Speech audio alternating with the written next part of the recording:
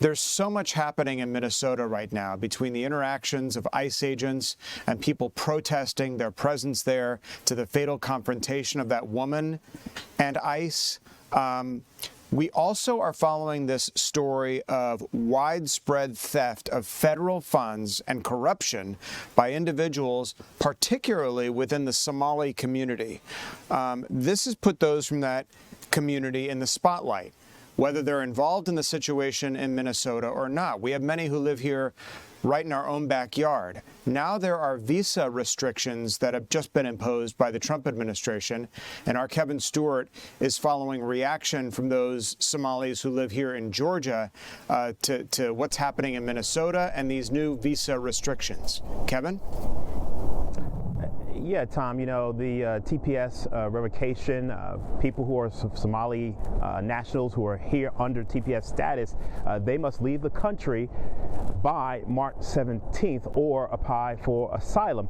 So, you know, this is a very uneasy time in this community. That community is all over the metro, but primarily in DeKalb and Gwinnett County. We estimate, according to analysts, we're talking maybe about 9,000 people. And when you try to talk to folks about this, this is a very uncomfortable thing. Many people do not want to go on camera and talk about this issue, but we were able to talk to two people who are familiar with the community. We talked to an immigration attorney and a college professor, a Spelman College professor who is a political scientist, but she takes a look at and studies refugee and forced migration studies, and she's actually written a book looking at Somali immigrants in the South, particularly here in Metro Atlanta. And they say they're not surprised we had a hard time talking to folks, but they have been able to shed some light historically about TPS and the community. TPS was created in 1990, and Somalis have had on and off again status since 1991. I want you to take a listen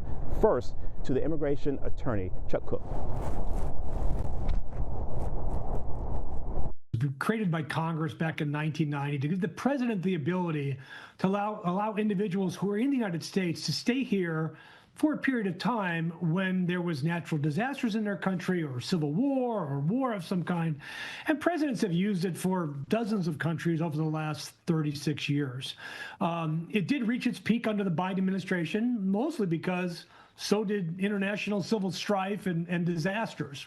But the Trump administration has been gradually ending TPS for virtually every country except El Salvador. So why is this controversial if it is only supposed to be a temporary status? Somalia has been on and off temporary protected status for decades, honestly, because the country's a wreck, right? The country's an absolute wreck. It's the idea now that Somalia is perfectly safe for people to go back to.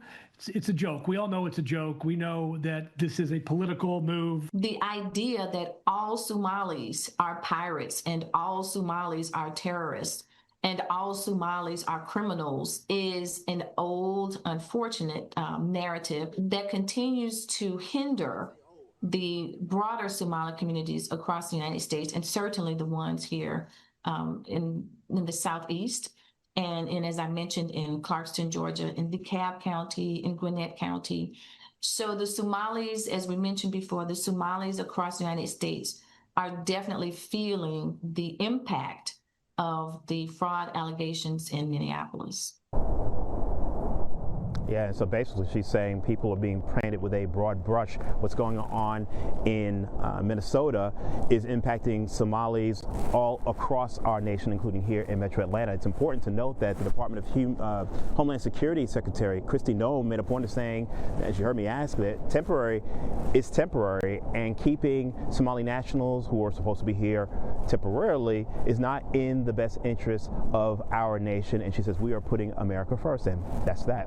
Tom? Yeah, Kevin, this temporary protective status, TPS, as you discussed with Charles Kuck and the professor, provides shelter and refuge for people in countries where there's volatility, strife, political uncertainty, or persecution. That's been extended to Somalia. Obviously, the Trump administration suspending that TPS and for reasons that they find important at this time. It is unfortunate that the scandal involving the Somali community in Minnesota is now, as you say, sort of engulfing other Somali communities around the country who may have like nothing to do with what's happening up there. Yeah, and that's what has a lot of people perplexed. But when, certainly there are both sides of this issue debating, as you heard, the DHS secretary saying, putting America first, people who are here in this country first. But there's a lot of concern because TPS restrictions have been placed on a number of countries in the Southern Hemisphere, many third world nations, most of Africa, Latin America, the Middle East, which the administration feels is not in our best interest, not productive for our nation. And that's why there's a lot of pushback on this issue, and it's part why we see so much unrest around the country as people debate what is American, what are American values. It's a very hot button issue without a doubt.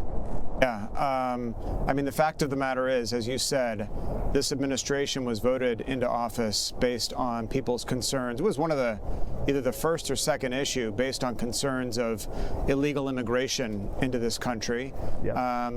Not saying that Somalis who are given temporary protective status were here illegally or are here illegally. They're here quite lawfully, as a matter of fact, but I guess moving forward, it'd be interesting to find out what happens to the Somalis who are here under TPS, and now that program has either been suspended or terminated, what their status will be. In other words, will they now be required to self-deport? So I guess there's also sort of a lot of uncertainty swirling around this. Yeah, and I asked Mr. Kuck about that, and he says, yeah, sure, there will be people who will leave, but there will be people who will stay, and the people who will stay will try to get asylum.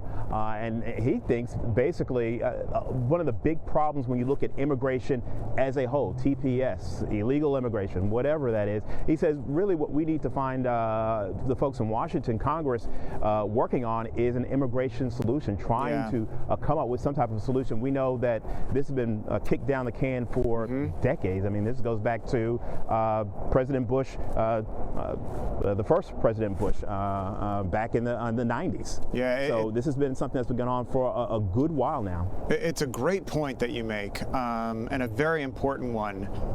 The administration seems to be stamping out a lot of these problems with executive orders and suspension of a protocol, which is fine. I mean, if that's where we're at as a nation right now. But you're right. Some sort of comprehensive immigration policy is certainly something that I think a lot of Americans, and frankly, people who are in this country from other countries, would welcome, to get some sort of clarity as to how we're going to move forward and what we want our immigration policy to be. But a great look, Kevin, at one specific community who's being impacted right now. Kevin Stewart. Kevin, thanks.